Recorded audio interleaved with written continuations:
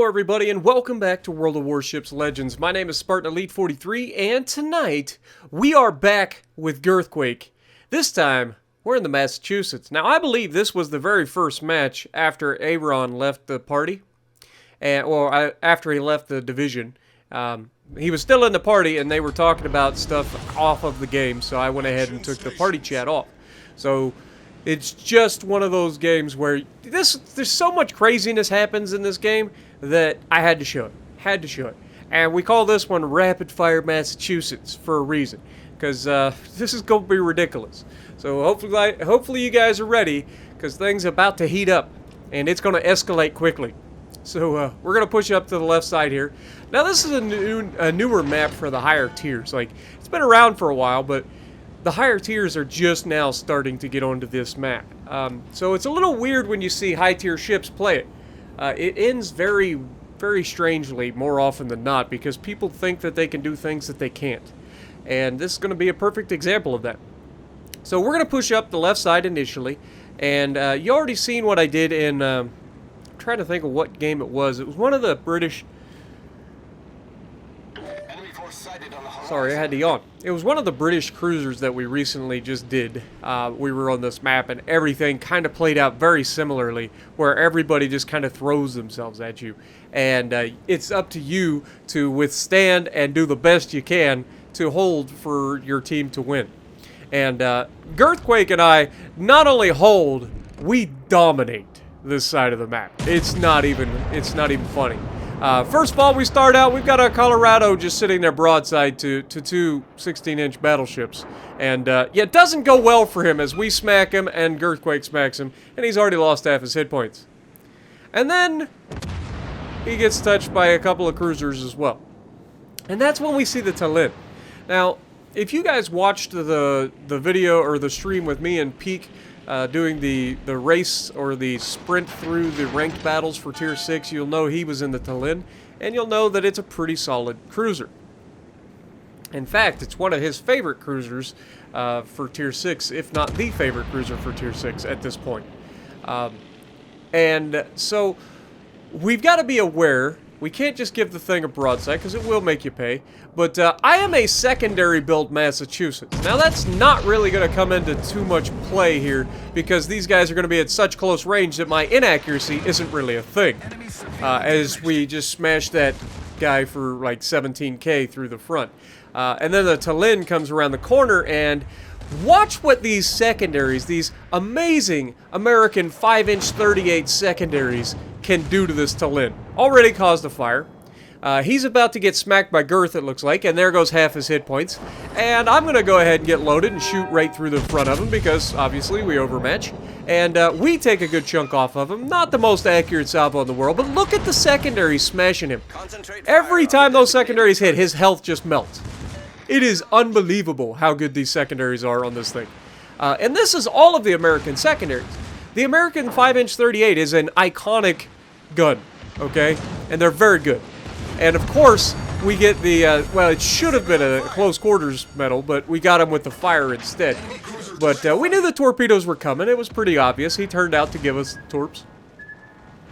We're able to dodge those easily. But now we're giving a little too much angle to this King George. We know we overmatch him. Again, 25mm bow. But we're also giving too much angle to a Georgia out here. So we got to be careful about that. Now, the King George, I felt like he was going to try to ram me here. So I immediately take evasive action to avoid the ram. And I know that I'm going to be able to, and I take torpedoes, unfortunately. But I know I'm going to be able to get my guns on target. And as soon as I get my guns on target and get them loaded, this man's dead. There's nothing he can do about it. We had to avoid the initial ram attempt, and we did that, and we're able to get on top of him and finish him off. Now, we did take a hit here, and we've got a Georgia that is just absolutely begging for it, but he is also saying the exact same thing about us, and he almost removes us. Getting very, very close. 21,000 damage in that salvo, taking us down to nothing.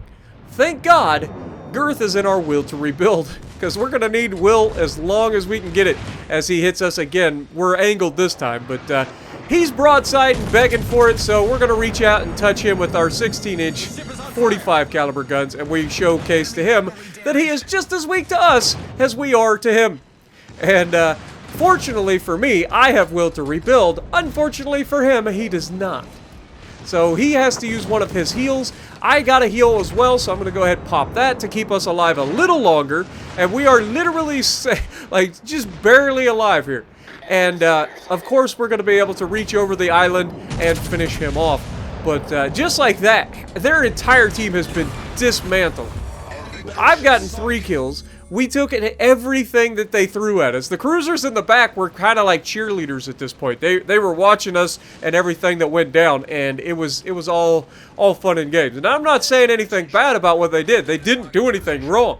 And that's a lot of people have been misconstruing some of the things that I say lately as me just being a jerk or calling out something or another. That's not the point. Like, this game was so fast, so much just happened that we didn't, like, there was nothing those guys could do, really. They never really got a chance to set up their DPM on anybody. It was just game, or, you know, one up, one down, every chance we got. And we absolutely smashed the enemies. And the other side went basically the exact same way. And we're going to pull around the corner here and see if we can't get some shots on this Gneisenau to maybe get a little bit more damage. And we also have a Massachusetts out here. So you'll love to see it. Gneisenau obviously not giving us the best look. The Massachusetts giving us a beautiful look, so we're going to look to do something there. And look at the enemy points right now. The enemy only has 30 points left. If anybody dies, it's game over. Except maybe the DD.